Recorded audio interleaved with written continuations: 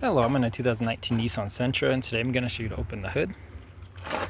So first, we'll go right down here, and you should see a lever to pull, and that'll release the safety. It should have a little tightness. You check behind it, make sure this cable is attached properly if you're having issues. That cable right there. So first step, check, and I'll go up to the front. The hood should be slightly loose now since we did that, which it is. In most vehicles there's a lever somewhere in here. This one we're going to push and lift.